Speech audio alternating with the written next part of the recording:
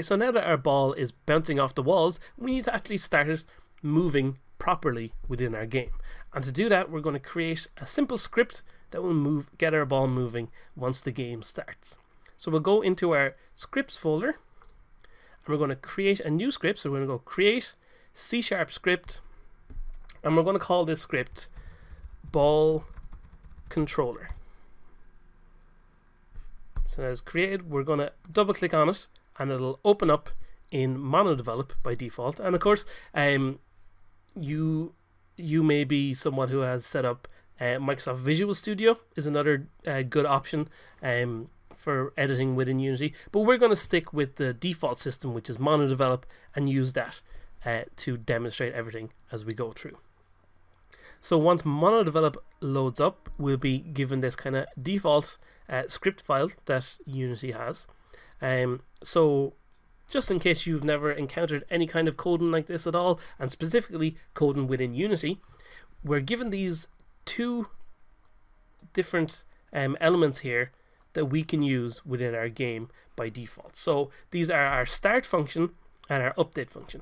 And our start function and update are, as these little bits of description here state, our start function is used as soon as our game starts, or B, as soon as an object comes into the world. So say in the middle of the game you brought a bullet into the game, for example, the start function that would apply to that bullet would only happen at the moment when it's brought into the world. So those are the two times that our start applies. And then the other default thing we have is our update, and our update is applied every instant of the game. So say you have a game that's running at 60 frames a second, for example. Your update that is being referred to here would be called 60 times during that second. So we'd have this running the whole time, and this is where the bulk of your action will happen with any particular game. So whenever you need anything to happen within Unity, generally speaking, most of the time it'll happen within the update loop. So if you have any timers counting down, or any regular actions, or if you're taking any input from the player or anything like that, that'll all happen within the update loop here. So we're specifically wanting to control our ball. So what we want to do is make it start moving as soon as the game starts playing. So we'll obviously need to start doing something within our start function here. But to be able to start moving it, we need to know how fast it should move, and we also need to know what's making it move. So back in our game here, we know if we click on the ball, the thing that's controlling our ball being able to move around within the world is the rigid body, and that's what gives us its velocity, and it's what applies the physics of Unity to the ball. Now obviously our box collider is what's making it solid, but all that does is tell Unity, okay, this box collider, say, is touching against this box collider, so now the physics should do something. So to be able to work out what it should do, we have our rigid body doing that. So what we need to do is we need to know what the rigid body is, and then we need to know how fast our object should be moving.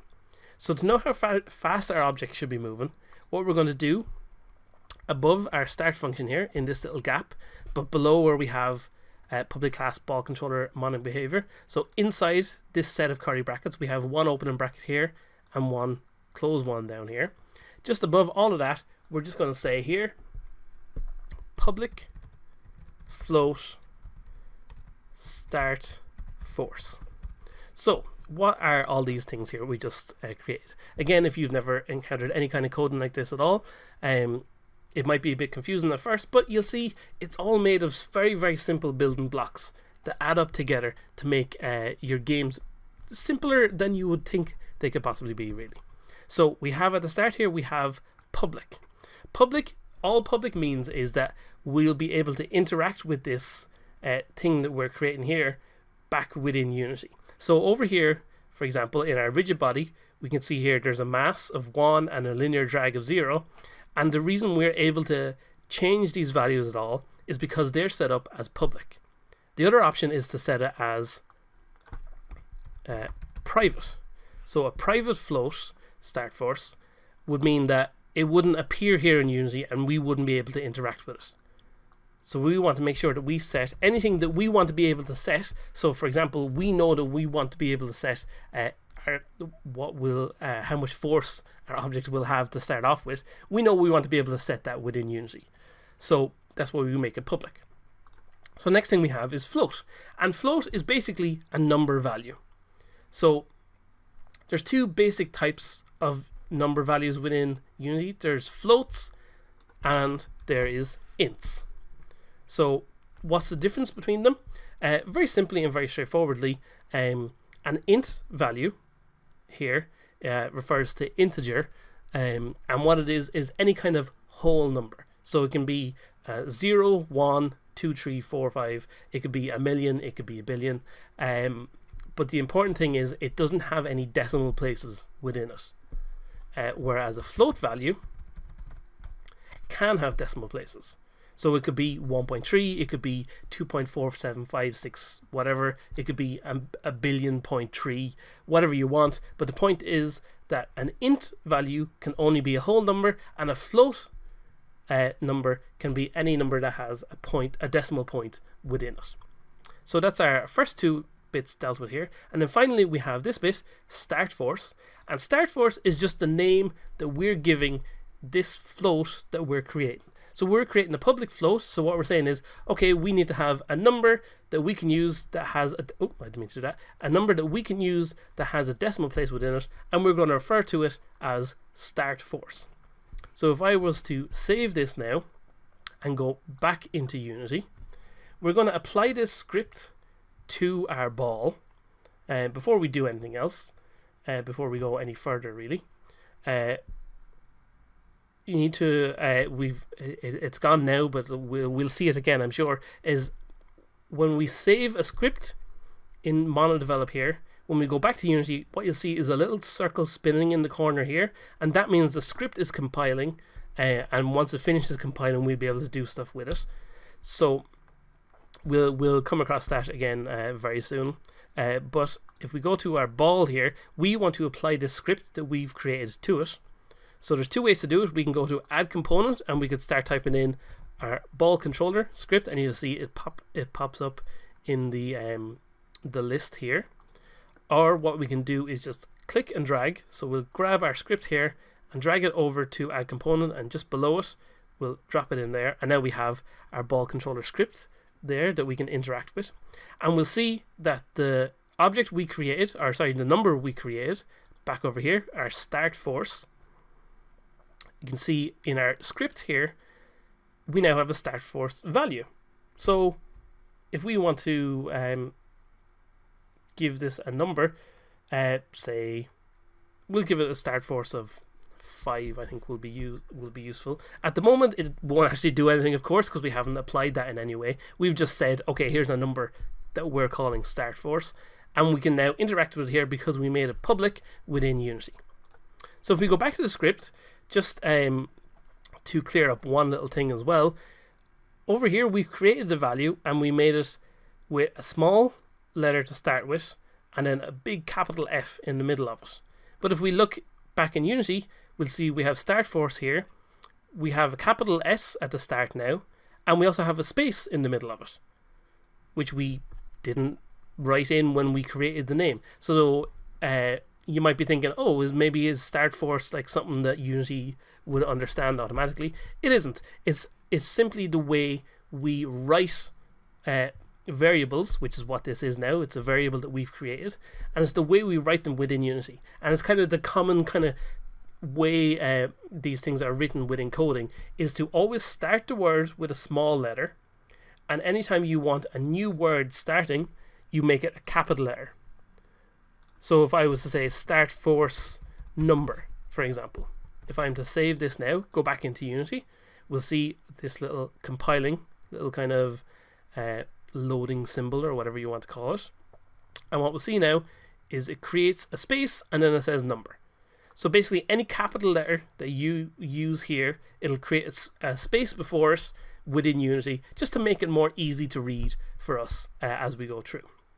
I'm going to delete that number there like that. So now we have our number value start force, and we know how it applies to our game here. But if we want to actually make our script move, what we need to do is apply it to our rigid body. So our rigid body is what makes it move within the world. And if we want to make any changes to the rigid body, we need to know what that rigid body is. So we need to create a reference to it in our script here. So what we're going to do is, unlike it being public, we don't need this one to be public. We're actually going to set this to be a private. We know we need to interact with the thing which is the rigid body 2D. So that's our rigid body 2D there. And we need to create a name that we're going to use for this variable that we're creating. So we're going to say, we're just going to call this my rigid body. Nice and simple. And all this does is creates an empty variable on our script, which is of the type rigid body 2D. So we've basically created, on this script here, we've created an empty rigid body 2D. We made it private so we can actually see it back in Unity here. If we let it compile, it'll compile away, and once it's finished, we won't visually see any changes here in our ball controller script.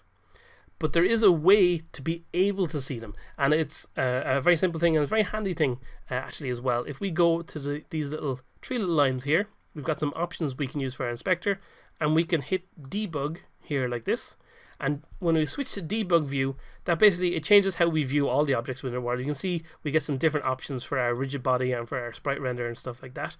But what it also does is makes any private variables visible. So now we can see that my rigid body here is now visible, and of course it's empty because we haven't put any values into it at all. So we've got my rigid body, and it has none because there's no rigid body applied to it. So I'm going to switch this back to be the normal view because we don't really want to stay in debug view the whole time. And we're going to go back into our ball controller script. And now that we have our rigid body, an empty kind of reference to it, we need to know specifically which rigid body we want this to be talking about. So what we want it to be talking about is the same rigid body that's attached to our ball object within the world. So we have our ball controller script attached to it, and we also have the rigid body. So then what we can tell Unity, we can say my rigid body, which is the variable we just created up here, we can say that should be equal to, we'll use a function here called get component, and then we use a sharp bracket, and we say rigid body 2D, like that. And then we put two normal brackets at the end, and then we hit semicolon at the end of the line like that. So what is this sentence doing? So what we're doing here is saying, okay, the my rigid body, which is the empty variable we just created up here, what we want to do is set that to be the component that's already attached to the ball. So we know that this ball controller script is attached to our ball. So what we can say is get the component that is also attached to our ball that is of the type rigid body 2D. So it'll find the rigid body 2D that's applied to it, and it'll set that to be equal to this empty rigid body here. So this will be happening within the start function. So what we can do is check how this works in Unity. And it's important whenever you write any kind of code to make sure that it works as you're going through it. So don't ever write like 100 lines of code and then go back into Unity and then something small has gone wrong and you don't know what it is. It's important to, as you write code, test it constantly to make sure that it's all working. So if I go back into the game here, again, we can't see our rigid body in our ball controller script, so we're going to switch to the debug view once it's finished compiling. So we're going to go debug here, scroll down, and we'll see at the moment it's empty, but if we hit play, then as soon as the game starts, it'll read from the start function and it'll go, okay, set it to be the rigid body that's applied. So you can see it says ball here. That's because it's getting the rigid body 2D that's on the ball. So perfect, that's exactly what we wanted to do. And then the final thing we want to do is apply some force to make it move within the game. So what we're going to do is go onto the next line here, and we're going to say on my rigid body, what we want to do is say dot velocity. So what this means is we want to access the velocity of the rigid body, and we're going to set it to be a new value. So we're going to set it to be equal to a thing called a new vector 2. So a vector 2 is basically just an object with two numbers. It's got an x value and a y value. So because we're dealing with 2D, everything is only going to move on the x and the y axis. It won't be disappearing into the background at all. We're not worried about that. It's only moving either left and right on the x axis or up and down on the y axis. So on our vector 2, what we're going to set this is to, by default, apply on the x axis. We want to give it the start force that we're going to apply to it. So we're going to say on the x axis we want it to be start force. So say if we had it be 5, we're going to say, okay, the velocity of our object when we start the game on the x-axis should be 5, so it'll be moving at a speed of 5 to the right. And on the y-axis, we're going to do the exact same and give it the start force as well, because it might as well be moving up and to the right when we start the game. So we're going to now save this.